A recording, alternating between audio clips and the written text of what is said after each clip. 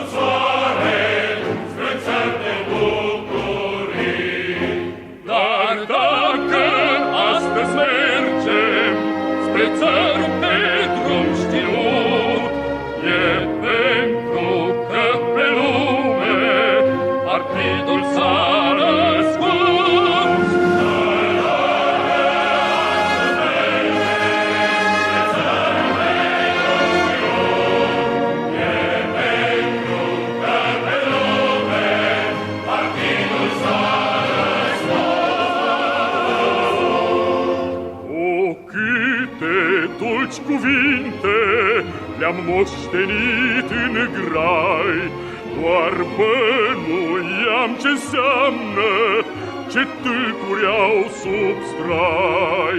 Dar dacă astăzi tâlcul de plin am priceput, e pentru că pe lume partidul s-a născut.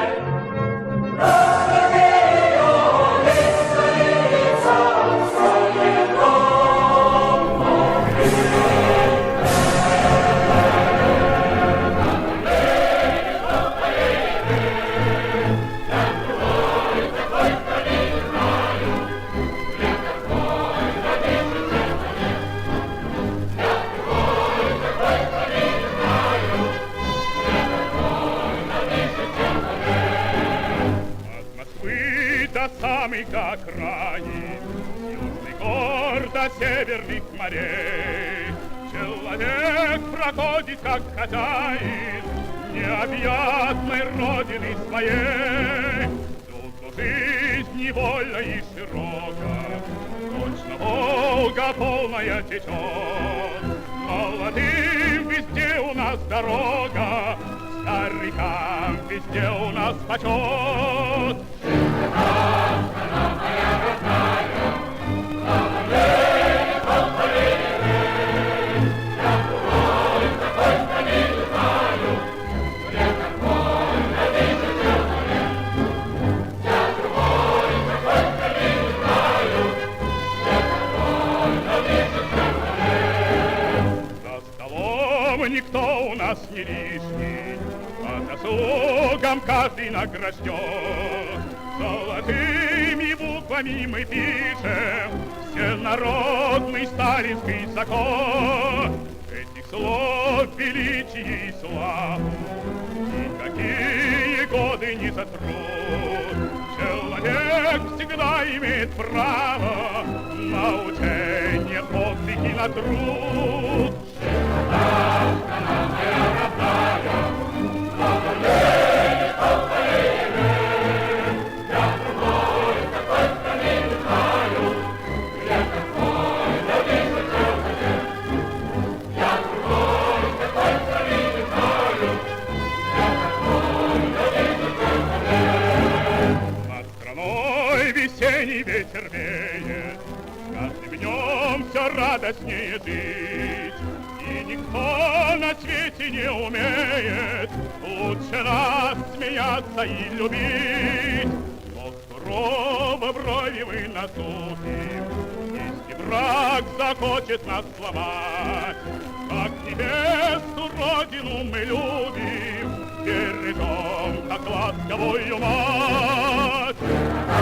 Страна моя родная, слава ей, Бог великий, я другой такой страны не знаю, я такой навижу человек. Я другой такой страны не знаю, я такой навижу человек.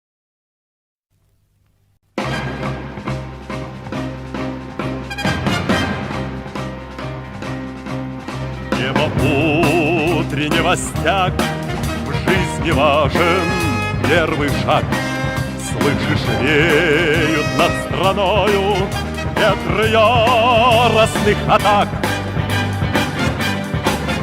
И вновь продолжается бой, и сердцу тревожно в груди. И Ленин такой молодой, и юный октябрь впереди. И Ленин такой молодой, и юный октябрь впереди. Весть летит во все концы, вы поверьте нам, отцы, будут новые победы, станут новые бойцы.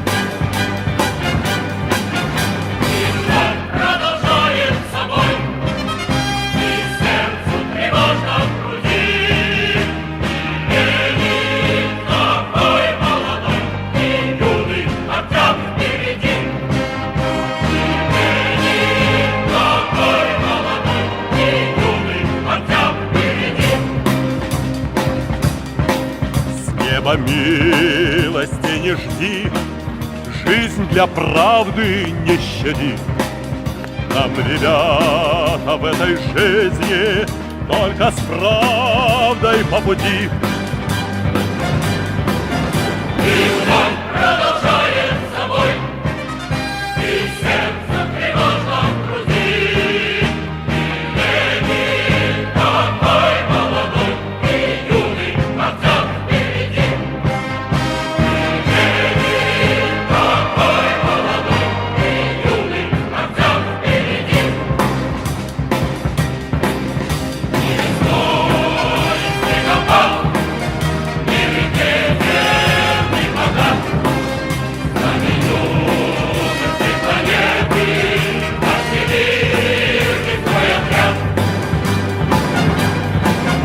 И вновь продолжает собой, и сердце тревожно в груди. И Ленин такой молодой, и юный отцом впереди. И Ленин такой молодой, и юный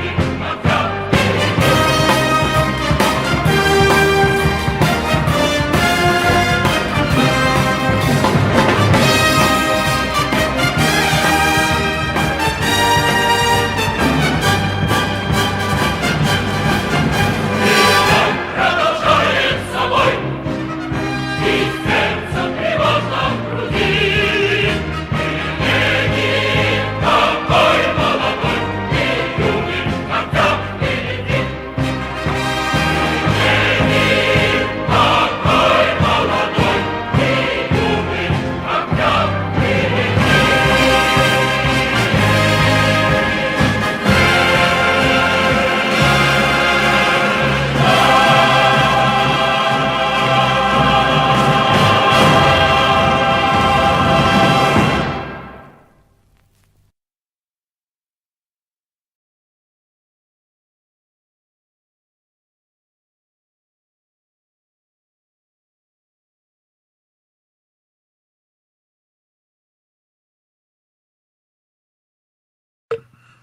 Greetings, everybody, and welcome along.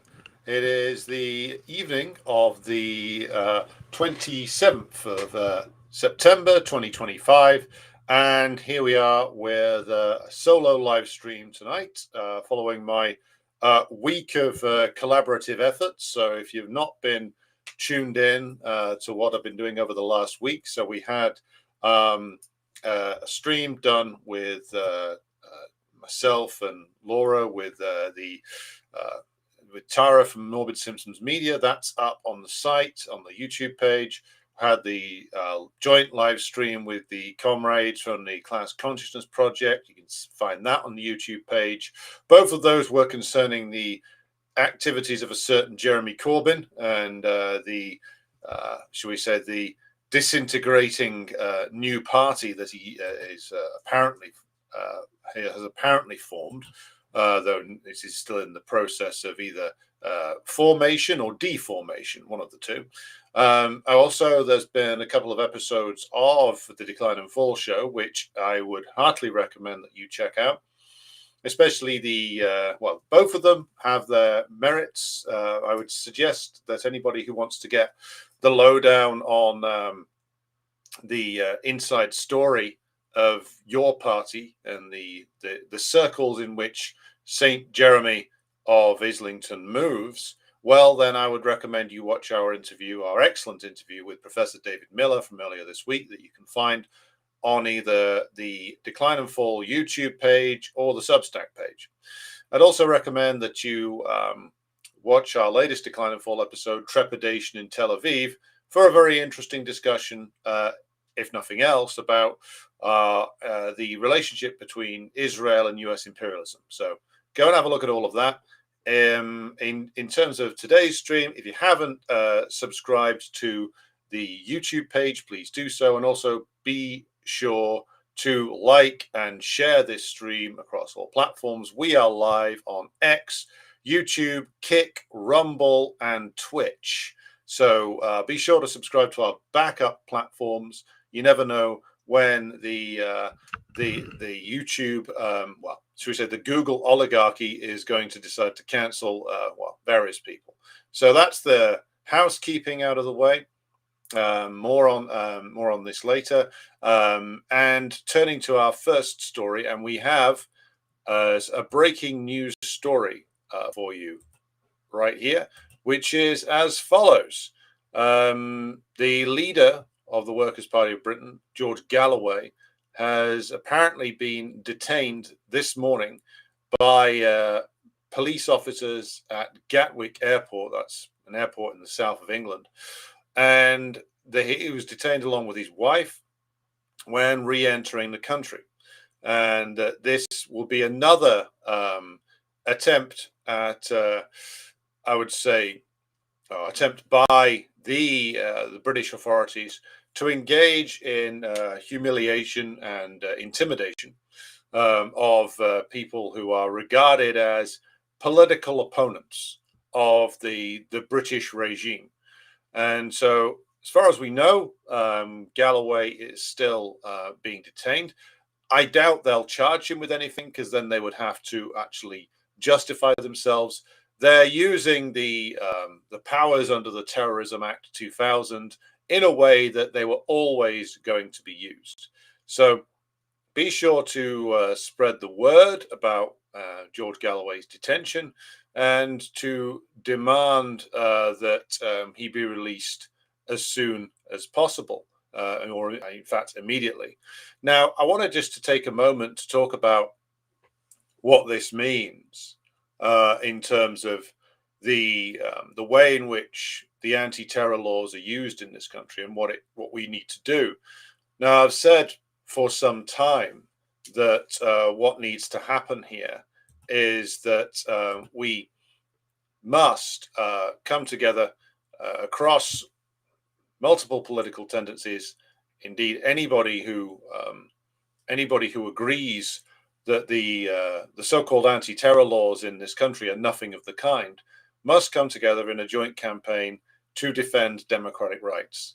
And that includes putting aside like immediate political concerns and potentially divisive issues to jointly campaign to do two things. One, defend free speech, which is being compromised constantly. And that means, of course, doing a principled defense of free speech, including, of course, at this stage, the speech of those who are our political opponents, but also to get rid of the anti-terror laws. And I think we have actually a good scope to do this now. Many people across the last few years, certainly since the COVID period, have started to wake up to the reality that there is operating in this country a regime that is run by the state security agencies, and which is there, you can call it, in Marxist terms, we just call it the state. But more and more people are becoming aware that it doesn't matter whether it is Boris Johnson, briefly Liz Truss, Rishi Sunak, Keir Starmer, the festering sack of offal. It doesn't matter which of these is in power. It is always the case that you end up with the same forces deciding what actually happens, and the differences are minimal. And one of the key forces in the state are, of course, the security services. In our case, in Britain, there's the various different national police agencies that they've introduced, but principally it's MI5 and MI6. MI6 being the Foreign Intelligence Service, MI5 being the Domestic Intelligence Service. And both of them, especially when it comes to domestic issues, MI5 operate almost completely in secret, They are allowed to do anything that they want. They are allowed to break the law. They have, along with the police, supported and pushed for legislation which both the last Tory government and this Labour government have, again, supported, which allows their agents to commit murder, to commit any variety of sexual offences. It is a license to commit crimes, essentially. Now, I think what we need to do at this stage is popularize this understanding, which is that the state security agencies are not there for your security or my security or anybody or anybody's really, other than that of the ruling class, and to protect the interests of the ruling class and the interests of those who work within them. That this has always been the case, that every time that anybody has made a move to hold them accountable, they find another way around it. And so at the very least, we need to come together in a mass campaign, which all the trade unions should be asked to back, for the defense of democratic rights, for the defense of free speech, and for the abolition of all of the anti-terror legislation passed over the last 25 years. And this needs to be done. We need to put this together, because what's been revealed is that this legislation, everything that's been passed since the days of the early Blair governments, has been designed specifically for stuff like this, specifically for the detention of journalists, the detention of critics of the current regime, which include Galloway, Steve Sweeney, my comrade and co-presenter and friend Kit Clarenberg, all kinds of people who criticize the system, mostly but not exclusively on the left of the political spectrum. This is what it was always designed to do. It was never designed to actually go after the bad Islamic terrorists or anything like that. It was designed for moments like this, when the state wants to intimidate and essentially bully people into silence. That's what the terrorism acts were designed to do. That's what Blair intended them to do. No matter what his Home Secretary at the time, Jack Straw, said, this is what these acts were always designed for, which is the suppression of domestic dissent. It's nothing to do with terrorism. Just like their proposed introduction of a digital identity card in Britain has nothing to do with immigration either. They've tried this on multiple different occasions in terms of like introducing a national identity card. Margaret Thatcher was a big fan of it back in the late 1980s, and the justification then was football violence. Blair tried to push it in the early 2000s. Now they're going to try and push it again. Blair cited terrorism. Starmer cites immigration. It's always basically come from the same impulse, which is the security services wanting even more power, and now, of course, various different tech-related scam artists thinking that they can get rich off this thing. And just to respond to Comrade Jason's comment, the trade union movement, he says, won't even defend their members' right to single-sex spaces. I doubt very much they'd join a campaign against state overreach. I doubt that the leaders would. Yeah, the comment from Jason there is exactly right. I think it should be demanded of them anyway. Publicly demand that they respond to it, on the grounds that the trade union movement in the past has defended democratic rights and is descended from movements that demanded democratic rights, like the movements of the early 19th century, the Chartist movement, etc.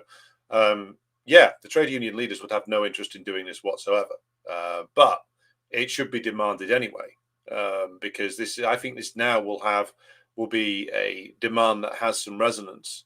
So I will in the near future go through a lot of these laws that should be just repealed completely and struck out of the legislative, shall we say, armory that the security services have, and also we should do more work on exposing the many crimes of the domestic and international security services in Britain, because this is becoming ever more noticeable to more workers now that there are forces that actually run this country which have nothing to do with elections and nothing to do with political parties. The visibility the state machine that really wields power in this country is becoming more. Workers are becoming more aware of it, and we need to turn that into political action. Right.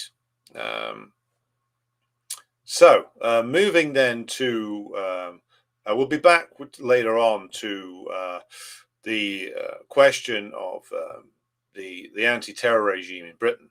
But we should move to our first story on tonight's catch-up, which is, of course, a certain Donald Trump has been spouting his various different and wildly contradictory positions when it comes to the crisis in Ukraine, and this has been presented by various different people as being like his latest nonsense, being a turn towards him being like the next incarnation of Joe Biden.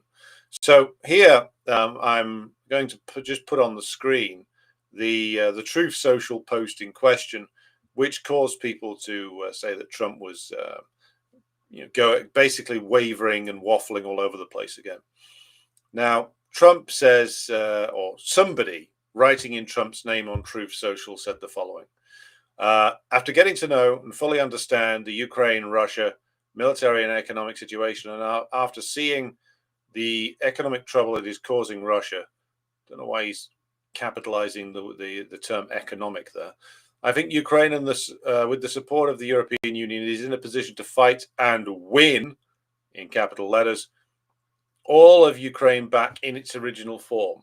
With time, patience, and the financial support of Europe, and in particular NATO, the original borders from where this war started is very much an option.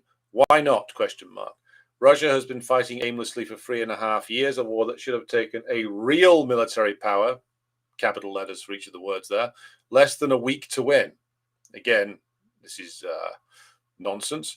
This is not distinguishing Russia. In fact, it is very much making them look like a paper tiger. Trump quotes Mao. When the people living in Moscow and all of the great cities, towns, and districts all throughout Russia find out what is really going on with this war, and the fact that it's almost impossible to lean through the long line being formed on all of the other things that are taking place in their war economy, where most of their money is being spent on fighting Ukraine, which has great spirit, again, random capitalization, and only getting better. Ukraine would be able to take back their country in its original form, and who knows, maybe even go further than that. Putin and Russia are in big economic trouble, and this is the time for Ukraine to act. In any event, I wish both countries well. We will continue to supply weapons to NATO for NATO to do what they want with them. Good luck to all. It's bizarre. So let's just go back over this again, because there's a couple of interesting things to talk about here, which is that, first of all, like, Trump is talking shite. So let's examine some of the claims. First of all, there is a claim made by certain people in like Trump land that this was actually written by Gorka.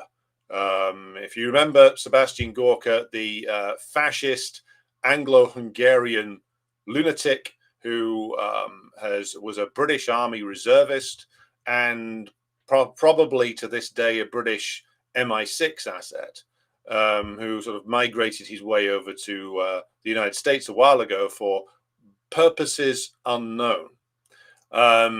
So that Gorka could have written this. Maybe he did.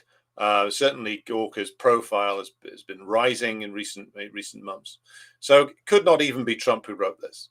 Second of all, let's look at the claim that Russia is in big economic trouble. And I want to be absolutely clear about this.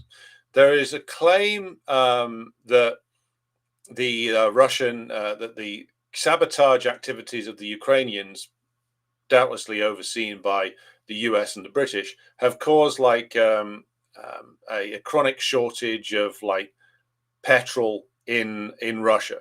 As far as I can see, there have been sabotage and terroristic actions taken by the Ukrainian side. Again, I'm sure under the direction of the Brits and the Americans.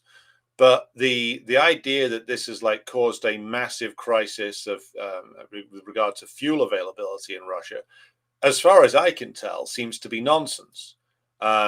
Certainly, the Ukrainians have been waging an aggressive drone campaign against fuel facilities in Crimea, but they managed to carry out this sort of devastating nationwide disruption to like the Russian oil and fuel industries, oil and petrol industry? I don't think so, as far as I can see. Now, if someone has contradictory information on this, I'll happily look at it. But the central claim there that Russia is in big economic trouble, that the Ukrainian actions have created a crisis in the oil and gas industry. This isn't, to me, this looks like being untrue. I saw one Russian account today on X that this was any disruption in the petroleum industry in Russia is down to routine summer maintenance. Now, maybe the Ukrainians have made a dent in certain areas of Russia in terms of sabotage and destruction operations, but to create a nationwide petrol crisis, I don't think that that's true. I think that is, as always with the NATO sides, like wild exaggerations rule over reality. So that's nonsense. Now, the question of the Russian economy is a little bit more complicated. And here I want to just cite some of the work that John Helmer of Dances with Bears has done, because I think there is some reason for the West to believe that their strategy could still come out on top. Now, it has been common amongst like multipolarists, etc., to claim that the intelligence of the Americans and the British regarding the internal situation in Russia is like massively like out of date, that they don't have any reliable sources anymore, that they've got things wrong, and they certainly have got a lot of things wrong. They certainly don't have the sources in Russia that they once did. A lot of their networks have been compromised. That's all true, but you don't need a lot of sources inside the country to be able to analyze certain economic trends and certain disputes going on within the Russian political hierarchy. And here I want to cite some articles that Helmer has written on the governor of the Russian Central Bank, Elvira Nabiullina, and the disputes inside the Russian government as to her role and what this tells us about the strategy of the imperialists. Now, Helmer, citing Sergei Glaziev, who is another economist within the Russian government, who now oversees economic development of the Union State, Russia and Belarus. Now, he states that the monetary policies of the Russian central bank are still designed to this day to favor capital export and currency speculation, and that this is actually undermining the efforts to build up the war industries in Russia. And that as soon as the Russian government solves one problem, the Russian central bank, via its policies, creates another one. Now, I recommend you go over to Helmer's site, Dances with Bears, and look up the articles on Nabiullina. You can see what his sources inside Russia are saying there. Now, Helmer's made claims before, or has cited sources saying things before which have turned out to be inaccurate. But I think that the Nabiullina story is interesting because it shows us that the estimates of the imperialists aren't entirely wrong. And I think it is very important to be realistic about, what their calculations are and how correct they are. The calculations of the imperialists when it comes to Ukraine have never been about Ukraine being able to actually defeat the Russians on the field of battle. I've said this before, but it's worth re-emphasizing it. The strategy was not that Ukraine would be able to beat the full force of the Russian army and navy and air force. That wasn't on the cards.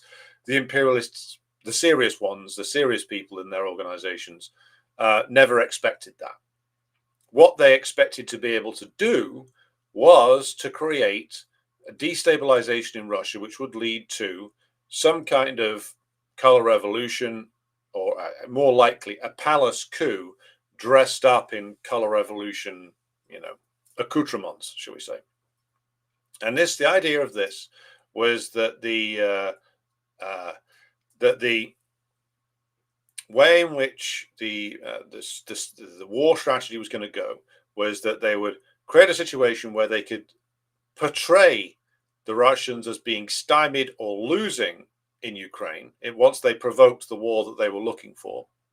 And once they'd done that, they could then look at once they'd stymied the Russians on the battlefield, they would then be able to actually claim through loud propaganda announcements that Ukraine was then winning the war, that that everything that the Russians were doing was completely futile, that Putin, through madness and being infected with the spirit of Ivan the Terrible, was engaged in a costly and futile attempt to recreate the Tsarist Empire or the Soviet Union, or both, or maybe the Golden Horde or something. And this would then generate a color revolution type event that would remove Putin and those who are regarded as barriers to the imperialist agenda. Now, this was what was designed, and it's still what they're working towards. Now, did this ever have a chance of working? In practical terms, at the moment, it looks like no, but there was a chance, and there's a chance because the Russian capitalist class was the principal target of this maneuver. And what the US and British imperialists hoped to achieve was that if they hit the Russian capitalist class's ability to do what it enjoys doing more than anything else, which is moving large amounts of capital out of Russia and into Western banks, into British banks, French, German, American banks, to be stored there. And of course, this is the principal way capital leaves Russia. And if you restricted the Russian capitalist class's ability to do that, if you stop them doing the thing that they exist to do, which is looting Russia, asset stripping it, and stashing the cash elsewhere, then you could trigger an internal revolt within Russia using the political networks that the Russian capitalist class has at its disposal. Now, we've talked before about the differing factions that exist within the Russian political hierarchy, and that includes, of course, various factions of the Russian capitalist class, including the outright comprador factions, or at least they used to be. There was political personnel within the Russian system until relatively recently that who represented the sort of comprador faction in Russia. Now they've sort of been driven underground by recent events, over the last 3 years, but they're still there. And what people like Sergei Glaziev and others claim, and I think with some justification, is that the Russian system is still trying to appease such people within the capitalist class by keeping Nebulina in office and making sure that the monetary policy pursued by the Russian central bank is favorable towards currency speculation and export of capital. And this is a claim that is also made, of course, by the Communist Party of the Russian Federation. So I think this is worthy of taking seriously, because I think this tells us about why there are those within the US and within Britain who still think that they can come out with a win on this thing. Now, it should be emphasized that unlike in the 90s, the the power of the comprador bourgeoisie inside Russia is, well, restricted. It's restricted by other political factions. It's restricted by power of the opposition party, which is the KPRF. It's restricted by the growing nationalistic and pro-Soviet sentiments within Russian society. And so therefore they don't have it all their own way. But the US and the British still have, I think, some reason to be hopeful that their strategy might well work out. Now, I don't think that they're right in the end, but I think it's wrong to say and foolish to say that they never had any idea about, you know, what strategy, how their strategy was going to work, or whether they stood any chance, whether they ever understood the situation inside Russia.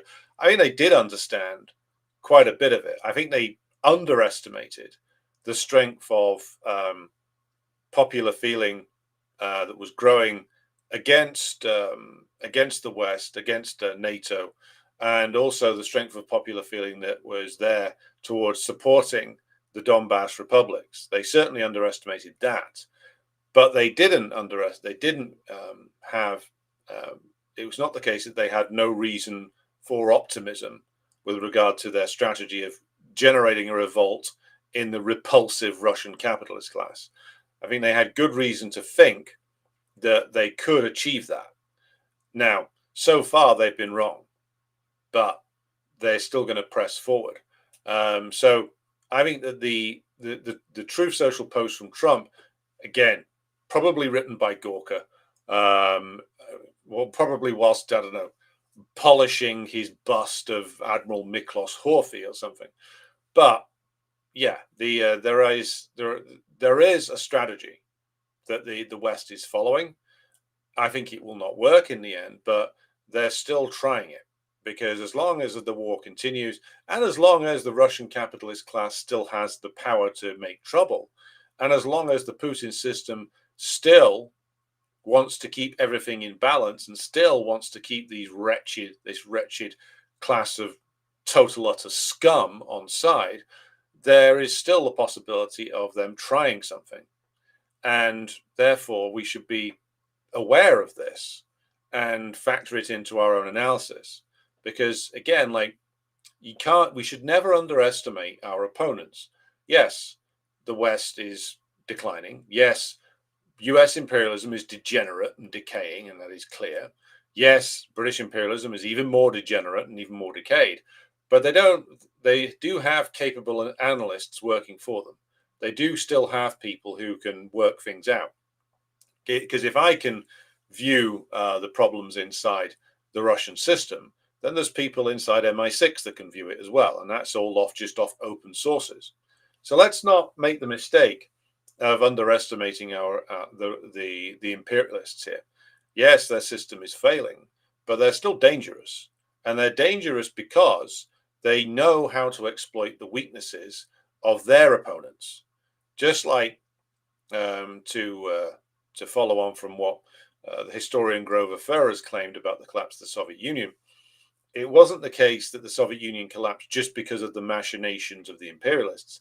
It collapsed because the imperialists finally found a way to properly exploit the internal problems of the USSR. And they found a way because of the openly treacherous behavior of, like, the Gorbachev clique.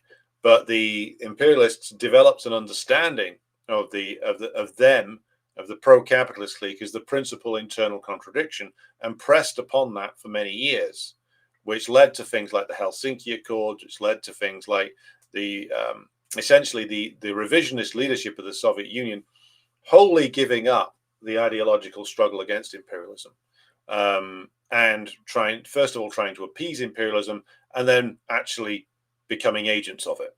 So one should never underestimate the enemy, and also one should never overestimate the strength of the side that you wish to see win, or deny its internal contradictions.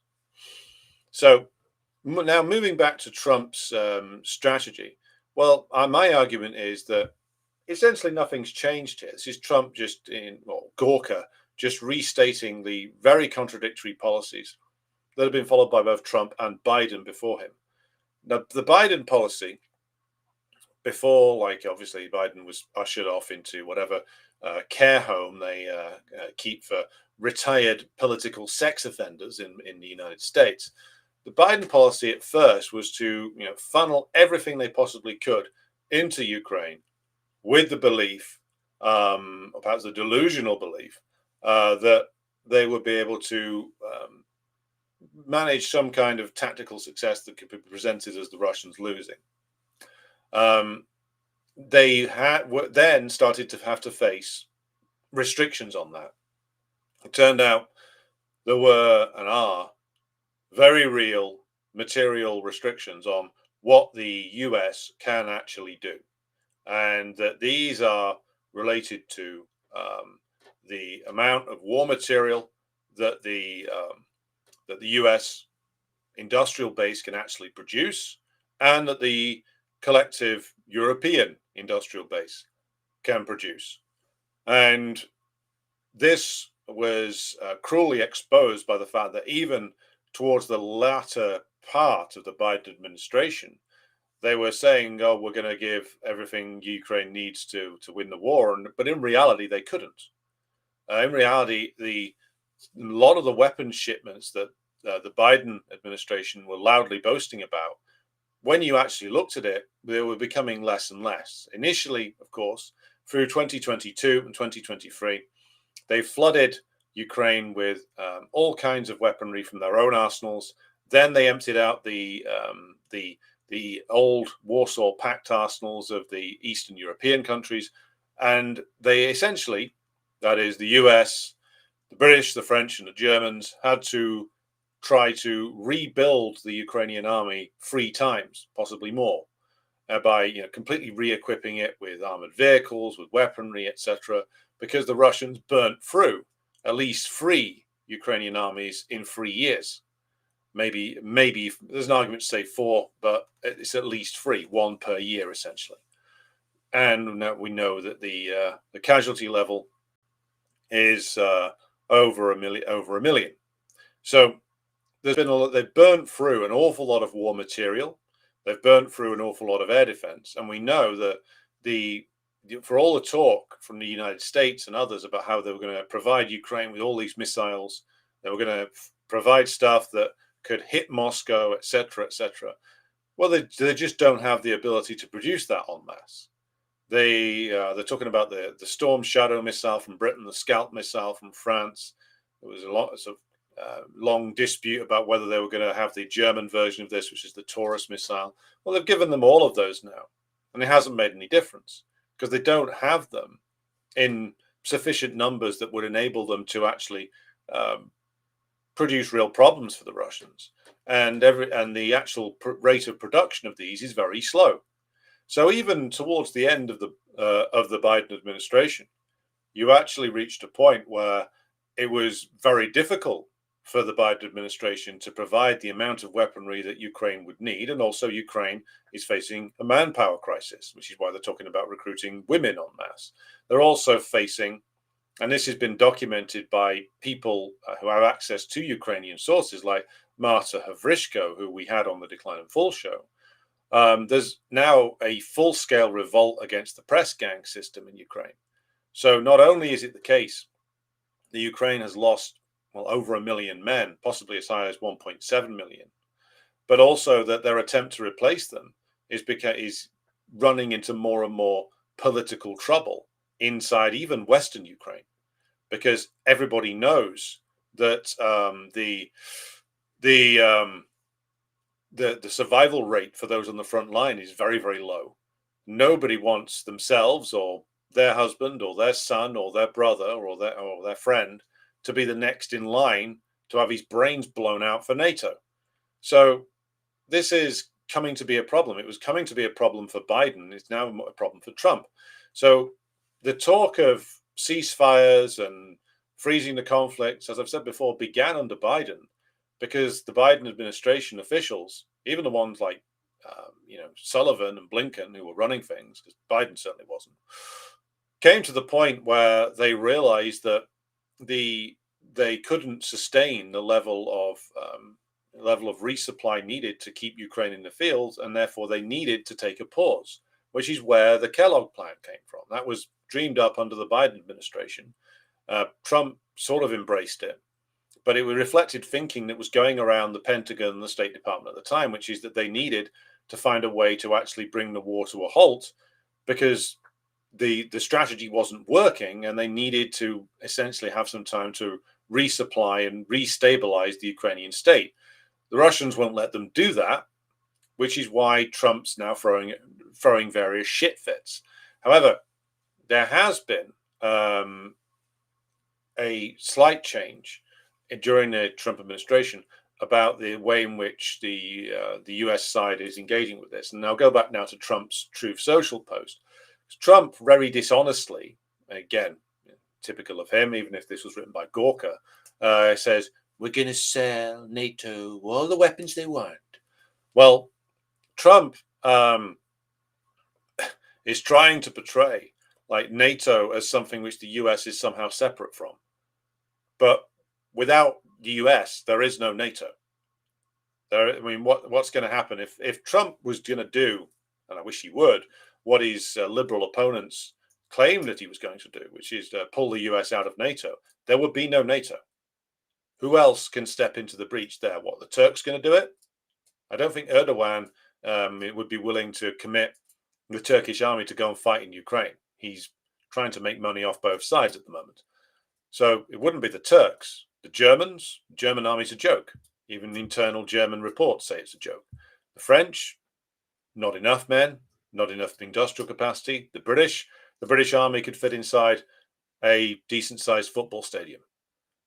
And the British lack the industrial capacity to take on the Russians. So who else is, what is NATO if not the US and their various support acts?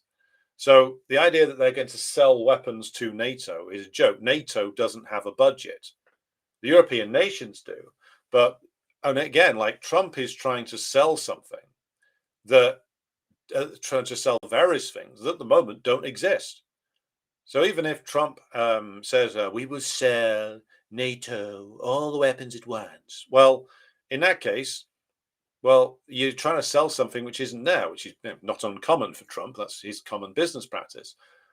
But they're trying to sell things which don't exist and won't exist for another 2 to 3 years. In terms of like Patriot missiles, it takes years to produce those, which in the numbers that Ukraine would need.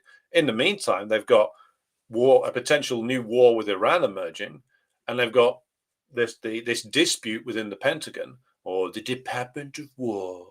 And we're going to give all the soldiers, the heroes of Wounded Knee, the Congressional Medal of Honor. And we're going to dig them up out of their graves, prop them up, and I'm going to put a new medal on them for taking on all those Indians at Wounded Knee. Yeah, that's not a joke, by the way. This is Pete Hegseth's big priority this week has been to make sure that the honor of the U.S. Army veterans who attended who carried out the slaughter at the Battle of Wounded Knee was defended.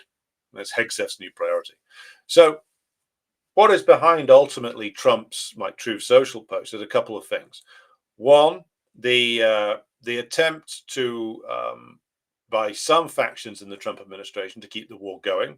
And if Gawker wrote that Truth Social post, he's certainly one of them, given that we should probably treat Gawker as a long-term British intelligence asset. But also the attempt by the American administration to desperately try to find a way to get the Russians to play ball, which the Russians won't. It also reflects the fact that there is still some reason for the imperialists to believe that there are contradictions within the Russian system that they could exploit. And again, we should always be aware of those. But is this Trump going mad? Is this Trump becoming Biden? Well, it's continuity. Yes, Trump, it is written in the Trump style, but it reflects like the very real limits on US power. That Trump can say, Ukraine can go and take whatever it wants. Well, Gawker and co know that that's not true. So their agenda here is to put a positive spin on this, to say Ukraine can do this, that, or the other. Why? Bolster Zelensky and make sure the war continues. And also, if they can get the Trump administration to commit to supplying more weaponry, which they were essentially doing anyway, or commit to this, it again bolsters the Zelensky regime, helps to keep the war rumbling. And this is we come back to this issue, which is that the only real tactic that the US, the British, and others have, or certainly the most belligerent elements within the Trump administration have, is to try and just keep the war going at all costs, even if that means another million dead. Keep the war going at all costs. Desperately hope that you can try to find a way to secure your objectives, or or that your plan can come off. It won't. I don't think it will. I think that there's too many. The political odds are not in the favor of the Russian capitalist class at this time. The odds are in the favor of those who wish to push the war to a conclusion. And pretty soon it's going to be the case that the Russians will have to push it towards a conclusion, because you can't just keep this going indefinitely. So we'll see how this turns out. But I think it's important to do a realistic assessment on these statements. Is like, don't get blinded by Trump's belligerent sounding tweets or Truth Social post. Look at the actual continuity here. And the continuity between the Biden administration and the Trump administration is that they're fully aware that they can't militarily intervene against the Russians. They're fully aware that that Ukraine can't win. They need some kind of break in the fighting to restabilize things in Ukraine. They know now the Russians won't give them that, so the only chance that they've got is to spin the war out further. That's the strategy, and that's why whatever pronouncements Trump makes on this should be seen in that light. And the only real plan he has is to try and dispose of the responsibility on the Europeans. The Europeans are fully aware that they can't manage it on their own, which is why the US will stay involved. Yes, there was never going to be, also, just to conclude on this point, there was never going to be the chance of the US going to war with the Russians. That was never on the cards, even under Biden. Like, they kept allowing the Ukrainians to do more and more and more, but they always made sure that it was always the Ukrainians who were the ones who were going to take the punishment for launching Storm Shadow missiles into Russia. They always made sure it was going to be the Ukrainians who were implicated, even though everybody knows, to quote Leonard Cohen, that the Brits and the Americans are the ones in the back behind them in the shadows, but they always make sure it's Ukrainian hands doing the pulling of the trigger. So the dramatic sounding changes to the Trump administration's war policy aren't actually as dramatic as they seem. It is essentially just the Trump administration trying to paper over its own internal contradictions, and also carrying on broadly with what was already the policy of the Biden administration, but with their own spin, which is that they wish to dump responsibility for it on the Europeans. The Europeans can't keep this going, and so essentially the American Congress will likely insist that that some kind of arming program keeps going, and Trump has no means to push back on that. He's politically weaker now than he was 6 months ago. He is a politically diminished figure, with even his own base turning on him over various different things. And so, in all likelihood, the war will rumble on until the Russians force it to a military conclusion. Right. Moving on then. And I want to just mention a couple of other things. Now, jumping to the domestic story for the United States. Now, this is the story of the how many FBI undercover agents there were on January 6, 2021. Now, that's a particularly significant date for this program, because we went into one of the first iterations of this program, which when it was in the podcast format, I used to co-present it with Layla. One of our first programs was on late evening of January the 6th, 2021. So over 4 years ago now. And at the time, in fact, quite shortly after the events of January 6th, it was suggested by many people that the whole thing that went down that day was essentially heavily influenced by and a sort of FBI or various different other police agencies stitch-up job. Now, in recent days, it has been it has come out that there was 274 plainclothes agents from the FBI embedded in the crowds on January 6th. That's an enormous number of undercover federal police, basically. Now, to get over the US right wings reporting on this, Yahoo News did a fact check, which you can see on your screen there, claiming that, well, they weren't all there from the start. They were just responding to the crowd, etc., etc. But we know from the work done by others that the likes of Ray Epps and others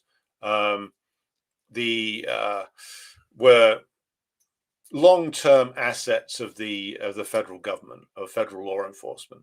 Also, leader of the Proud Boys, he was in attendance. He's also a long-term FBI informant from over a decade before. And then now we see that there was 274 FBI plainclothes operatives in the crowd. We also know that various different people were let into the building, including the QAnon shaman, who was allowed to wander around taking selfies and getting on camera. So the whole thing was a concoction, basically. Yes, the crowds there were real. Yes, a lot of people were drawn in by Trump.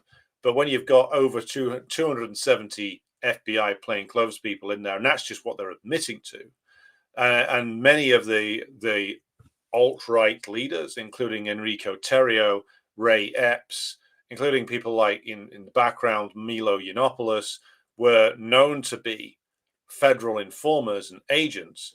You have to ask, well, what kind of event was this? And the answer is a staged event. A staged event, yes, with real world consequences. Yes, people did actually die. That woman, Ashley Babbitt, actually died. Various Capitol Police, some Capitol Police were injured and some died, committed suicide, died in mysterious circumstances.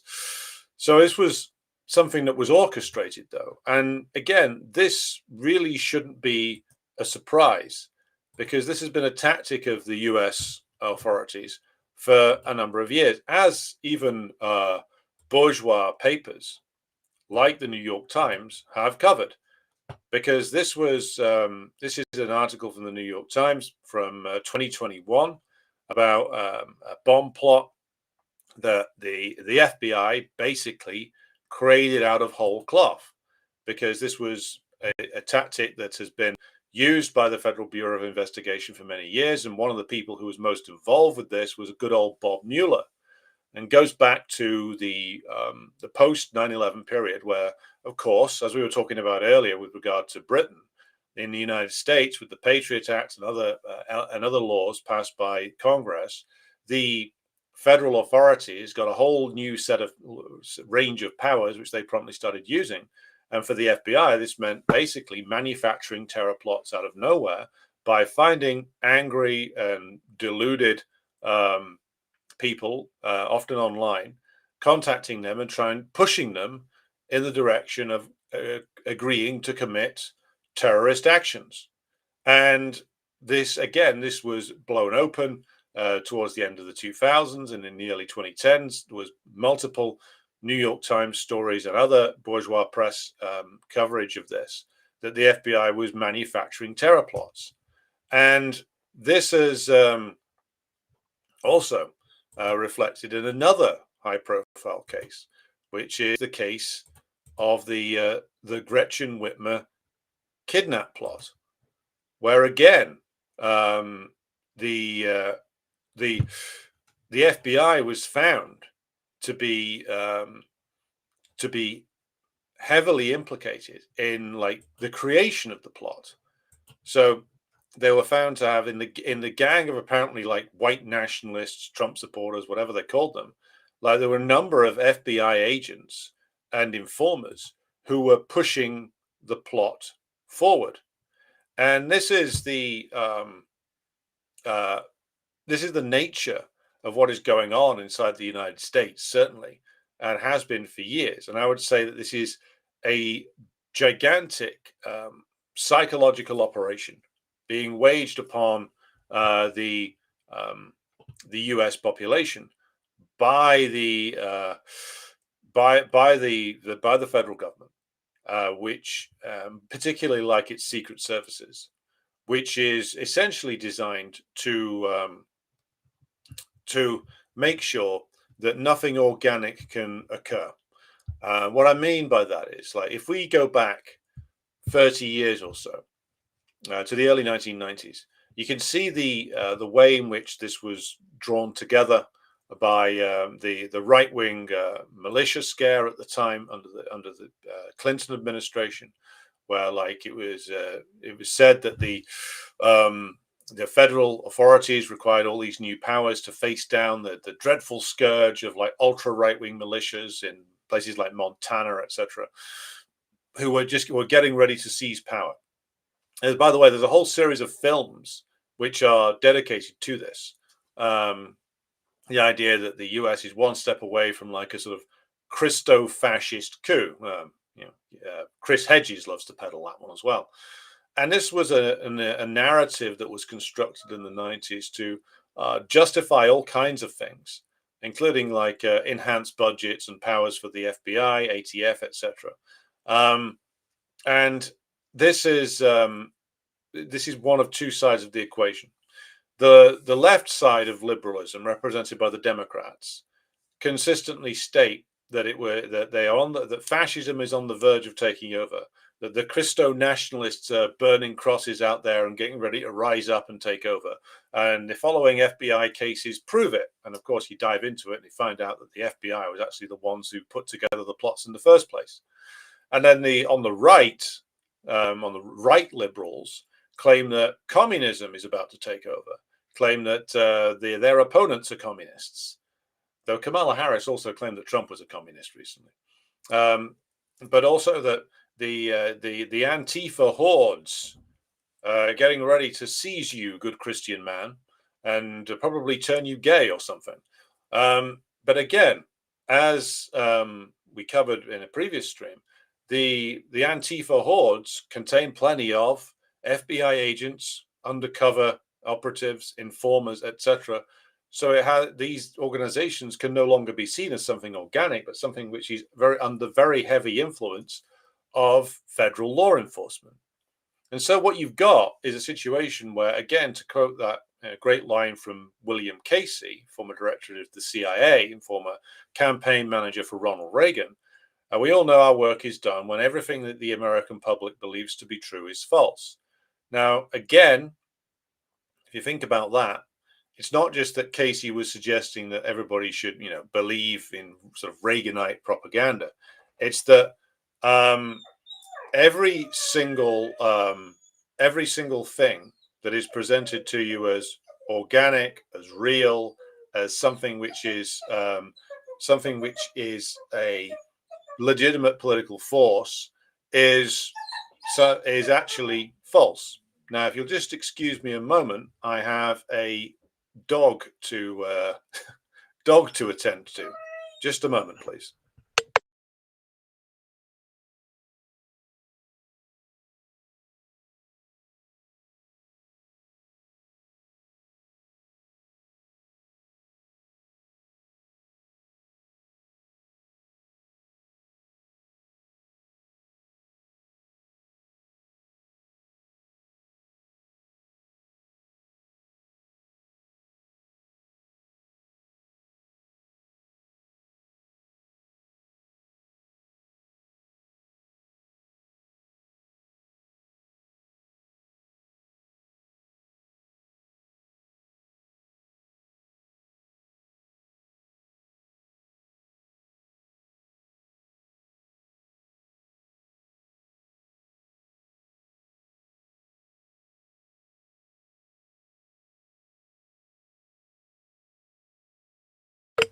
Right.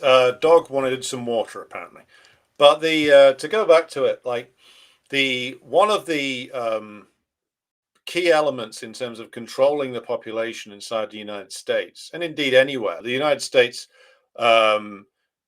United States is the preeminent imperialist power, and therefore is the one where these things are the most advanced, possibly along with Britain, about whom more later. The way in which these psychological operations are constructed is to keep everybody constantly off balance. It's to keep everybody like divided into false camps. So, like, some right wingers think that they're fighting some crusade against communism. Left wingers think that they're fighting a crusade against fascism. It's all fake. It's all fake because the real source of power, and the real source of actual um, of actual politics inside the United States, the people who do actually conduct politics inside the United States are the ruling class. And a ruling class in the United States is tiny and operates through like various different bureaucratic, both state and non-state structures in order to exercise its power. It's very important for the ruling class, having been forced to concede voting rights to the population and various different reforms that it's supposedly about advancing democratic rights, that these democratic rights are never properly expressed or never properly utilized by the population, because the population has to be kept dumb and has to be kept distracted and engaged in fake fights with each other.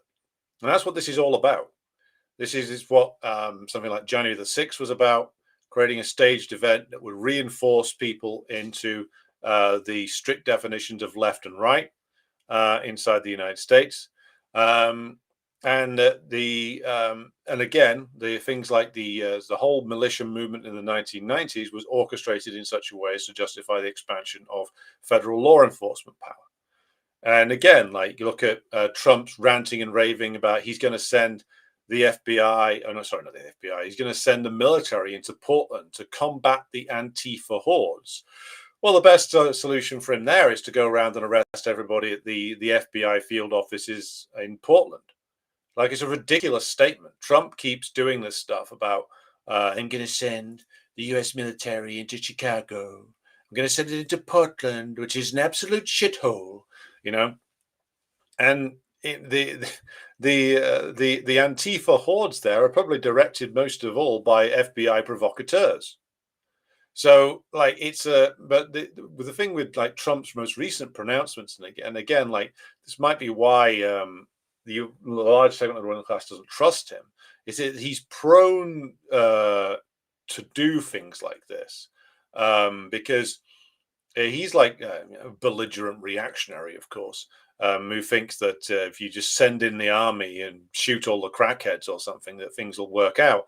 Doesn't seem to realize that most of this is orchestrated by people in positions of power.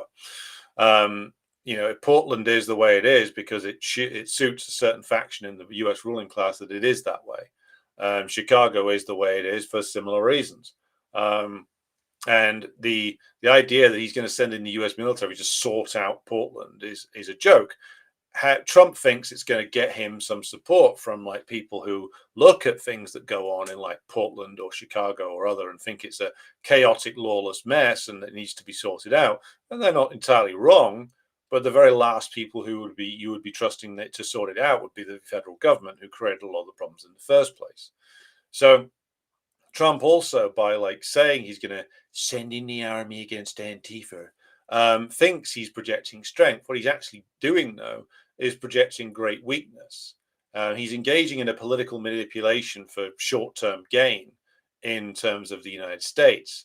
Internationally, though, because these things go around the world, what people see is that, like, well, the US must be falling to fucking pieces because, they're deploying the army internally to sort of crush internal problems. So it's a very stupid strategy from Trump. It's like for the purposes of short-term political advantage, he's actually doing even more damage to U.S. imperialism's reputation. So long may he reign in that respect. But talking of political confections, and again, I ask all of you to be sure to like and share this stream if you haven't done so already. So we have, how many we got now? We got just over 400 of you watching on various different platforms. Keep liking and sharing away. So we turn now to our final story before we move into taking questions, etc., which is the story of a recent arrest and trial in old perfidious Albion itself, which is the case of a man named Nathan Gill. And if you haven't heard of him, I don't blame you. I hadn't heard of him until a couple of days ago. Now, he's the former leader of the Reform Party. Formerly, he was in the Brexit Party. Formerly, he was in UKIP, United Kingdom Independence Party, based in Wales. And he's been on trial this week, charged with with terror offences, which is rather strange when you consider that what he's actually charged with is bribery or taking bribes, so corrupt practices. But I'm going to play now a rather extraordinary report from the British Channel 4 News Network, and then I'm going to respond to it, and we'll take it from there. So here's the news report that was played yesterday about this conviction of this guy, Nathan Gill. Leaving the Old Bailey today, Nathan Gill saying nothing. Do you regret taking the bribes, Mr. Gill? The former leader of Reform UK in Wales. How much money were you paid, Mr. Gill? Not ashamed or afraid to be patriotic, he declares on his social media profile. Not afraid either, it turns out, to push a pro-Russian agenda in return for cash. The Reform Party is here to change politics for good in Wales. No longer involved with Reform, the party to change politics for good in Wales. No longer involved with Reform, the party made no comment today.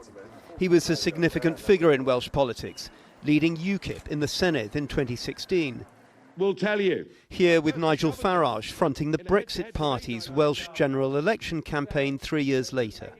Westminster, for too long, has had their cosy little way of doing things. But this investigation focused on his time as a member of the European Parliament. When police seized his phone 4 years ago, they discovered WhatsApp messages between him and, it's alleged, a man called Oleg Voloshin. Most probably. Voloshin is a former Ukrainian politician, previously accused of involvement in Russian attempts to destabilize Ukraine.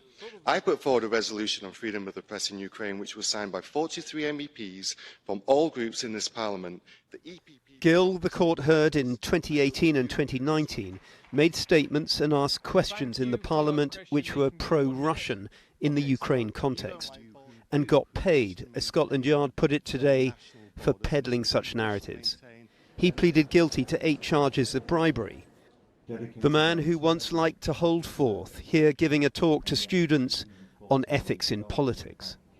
How can you earn $240 million by being a public servant?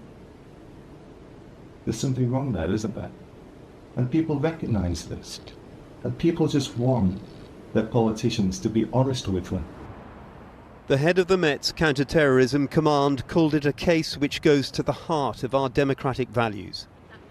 Nathan Gill will be sentenced next month. Imprisonment, his barrister conceded today, was inevitable.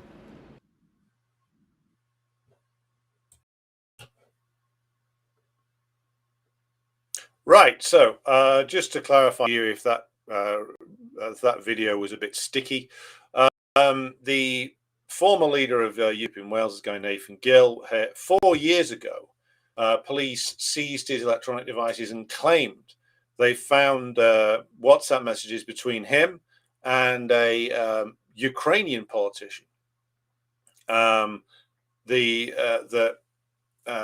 Proved that he was taking payments from said Ukrainian politician with regard to raising issues in the European Parliament about suppression of Russian language media in Ukraine. So this is a rather interesting case because it was been brought not by standard police, but by anti-terror police.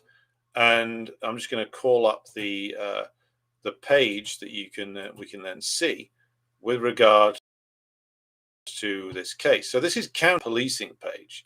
And by the way, the threat level, substantial. It's substantial, everybody.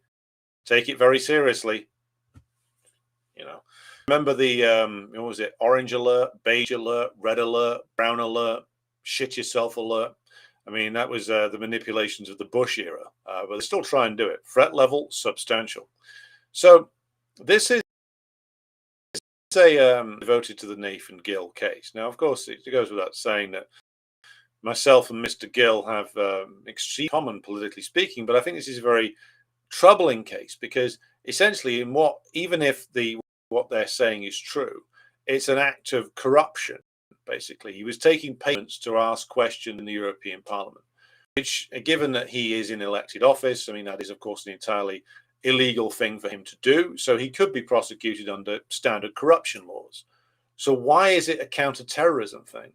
And also note also the extraordinary tone in the Channel 4 news report, where the reporter is thundering around, shouting about our attack on our democratic values. This is one of the reasons I don't watch bourgeois news anymore. It's like this sort of thundering propagandistic nonsense being drummed up when it comes to anything remotely Russian related. And also note the very silly way in which the story is presented when the reporters took the Russian destabilization campaigns in Ukraine. Well, no one's carried out more destabilization in Ukraine, of course, than our dear friends in Washington and London. So the idea that the Russians were running destabilization campaigns in Ukraine of anything like the same nature or power is a joke. But also does bring up a question, which is why on earth, if they had this evidence 4 years ago, why has it taken 4 years to present? I think there's a couple of reasons why. I think this is clearly a political case. It's been brought because there are factions within the British state machine that do actively want to hobble the rise of reform. The British state, the British establishment, and the wider ruling class are very split on what they want to do now. Some of them favor like a reform government, some don't. Some see reform as a means to an end. They don't actually want Farage in power.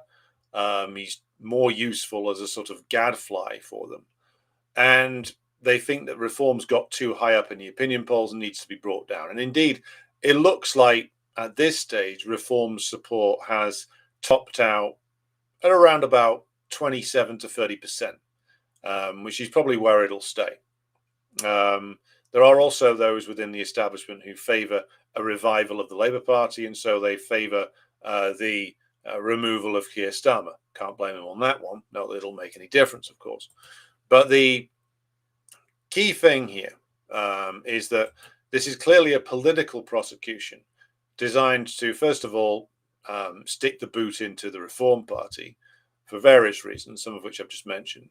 Second of all, it's another attempt by the British political media establishment to run like hysterical anti-Russian scare stories about, the Russians have agents everywhere. They have paid agents everywhere. Putin is sending Russian nuclear submarines up the Thames or up the Clyde or up the Mersey or all free. He could and it's designed to provoke more anti-Russian hysteria within Britain at a time when the British government and the British state are determined to keep the war in Ukraine going at all costs. So the more that they can convince the domestic population of the dire threat posed by the evil Russians, well, the better it will go for them, which is, of course, why they're pushing this story now. But again, we come back to this point, which is that there was indeed a lot of people within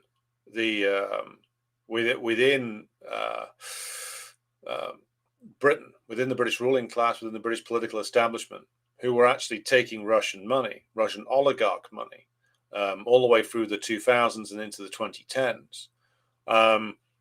But there is reasons for that, and there's reasons why that the main culprits that did it will never ever be prosecuted like Gill has. Is because this was at the time part of not just a generalized corruption, but actually part of an active strategy by the British, which is that they wanted to encourage, and this brings us right back to our story about Russia. They wanted to encourage as much Russian money as possible from the oligarchy to be invested in Britain. And also, many politicians thought they could plunge their snouts into this particular trough. So the standard corruption angle that must be looked at. But it's also about making sure that the Russian capitalist class is thoroughly integrated into the British system, and therefore the British can exercise influence back in Russia via this sort of class of individuals. Now, this didn't go right because the main bulk of those who ended up predominantly based in London, Russian capitalists that is, were those who'd fallen foul of the Putin government in various different ways, and who were either engaged in sort of self-exile or actual exile inside London. But the courting of Russian capitalists by the British was an official policy for a long time. And none of those politicians, like Boris Johnson, for instance, he auctioned off a tennis match with himself to a Russian oligarch's wife. So a lot of these people were looking for a handout wherever they could find one. So shouldn't be a surprise that they are, of course, attempting to cover this up. But of course, always bear in mind when looking at things like the Gill story that this is, as the Channel 4 News report makes screamingly obvious in its hysterical presentation of this case, that this is being used to try and further justify the British war policy with regard to Russia. One that they can't exercise themselves very well, but one of which of course they may mean to have the Ukrainians quite literally fight to the last man about. So moving on then, we'll now get to questions and answers. The dog apparently is calm now, having been given a drink of water, for those of you who are concerned. So let's go back and see if we have any questions. Alistair Page McGill asks, what are pro-Russian questions? Well, it's questions that were asked by Gill and others in the old Brexit party in European Parliament about the suppression of Russian language media in Ukraine, which was true. That was something that was happening.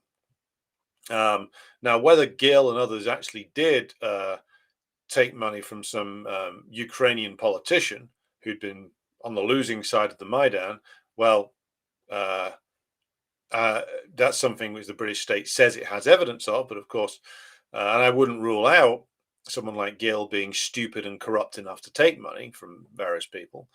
But we should also bear in mind that the British state routinely lies about these things. But yeah, the pro-Russian question just literally meant asking about the suppression of Russian language media in Ukraine, which was done, so it wasn't exactly, some kind of plot, Chua Orono says, empire has destroyed the culture of the people and only worshipment of pleasure and money is what is left for the people. And if you look to Antifa, is a product of that bunch of servants that want more. Yes, interesting. Right. Going back down here. Someone's asked, is China an imperialist power? At the moment, no. I think what we'll do is I'll put that into a proper Q&A session because that probably needs to be explained more. But I've done stuff on that in the past. I'll probably do a specific video on the question of whether China is an imperialist power. It's something which is, of course, always interesting to visit and revisit. Sea of Kronos says, the crows on Arthur's seat in Edinburgh eat from my hand. Interesting. Well, I would say that I don't have crows eating from my hand, but that we do have tame squirrels around here who will run up and sort of, if you hold a nut out in your hand, they'll take it off you. So let's just go Sophia says Trump is nothing but a moron. Yes, but in that he has a lot in common with his also his immediate predecessor Biden. Being a moron is no barrier to being president of the United States. In fact, it's a positive boon. Are you a creationist? Asks not a pacifist. No. Creationism is not something I believe in. We are going to do something, though, quite soon on, we're going to revisit the subject of new atheism. I think that's one of the most pernicious intellectual frauds that's existed in recent decades. So it's worth just taking a look back at that as part of our sort of generalized or general examination of like bourgeois psyops, etc. Right. Okay. So, yeah. Well, the question of Churban you're asking is Russian imperialist power. No. Again, we've gone into this many times. I think it's probably time I do a specific video outlining all the reasons why. Right. Yeah, we'll do a specific video on that. So, couple of things bringing this to a conclusion here. Going to be doing programming on this channel is going to change ever so slightly with the further development of the Decline and Fall show, and also you might notice the rather lengthy title underneath there, which is now Marx, Engels, Lenin, Stalin, Mao Institute. The reason for that is because we have to emphasize the fact that Stalin and Mao made contributions towards the Marxist canon, shall we say, that were at least as important in many respects as those of Lenin himself, and also that we're going to be building study programs based around all five of those great leaders of our movement in the past, and also that particularly like the thought and the time in office of Comrade Stalin needs to be emphasized much more than it has been in the past. Like not only there's the reputation of Stalin needs to be like properly recovered and subject to actually accurate presentation, but also the Stalin's contribution to Marxism needs to be properly respected in a way that like Mao's has been slightly better preserved, because the Chinese revisionists weren't able to just chuck Mao under the bus in the same way that the Soviet revisionists did with Stalin. So his reputation has somewhat survived somewhat better. But I think there is an increasing intellectual trend now, which is positive, towards the recovery of the reputation of Stalin. And that, I think, stems from the recovery of the reputation of Stalin inside Russia. Now, there was, of course, large elements in the Russian working class that never believed Khrushchev's lies, and in the Georgian working class, of course, originally, that always saw Stalin as a great hero of the struggle for socialism in the Soviet Union. And that the slow exposure of the lies of Khrushchev, which were derived from the lies of the Nazis and also derived from the lies of Trotsky, the slow exposure of the secret speech as a fraud is, of course, positive. So we'll do an increasing amount of work on the intellectual and theoretical contributions of Stalin, which I think is very important to do. Also, we're going to be developing further our series on debunking anti-communist myths. So that's going to be started again in a major way. And also got programs coming up on the entirety of the Sino-Soviet split. Because again, that is something which is very, very crucial to actually understand properly, which again, too few people do. So these are some things we've got coming up on the channel. We've also got our regular features on the Patreon side of things, which will be the regular film review slot, and we're bringing back the monthly book review and discussion. So keep an eye out for that as well. So going to bring things to a conclusion for tonight. Again, be sure to like and share this stream, spread the knowledge around. And we're going to be back with you again tomorrow with the first episode of our look at the Sino-Soviet split. So be sure to come back to us for that one. Thanks to everybody who supports the show on Patreon. An audio version of this and the transcript will be up there tomorrow. Thanks to everybody who supports the show also via Buy Me a Coffee. Come back to us again for the show tomorrow. But until then, thank you everybody for tuning in, and we'll see you back again very soon.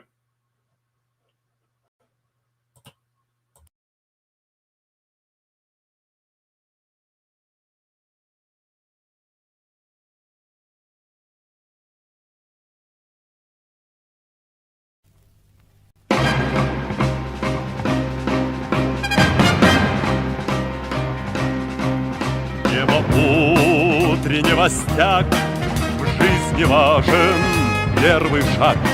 Слышишь, реют над страною ветры яростных атак. И вновь продолжает собой, и сердцу тревожно в груди. И Ленин такой молодой, и юный октябрь впереди. И Ленин такой молодой, и юный октябрь впереди. Весть летит во все концы, вы поверьте нам, отцы, будут новые победы, станут новые бойцы.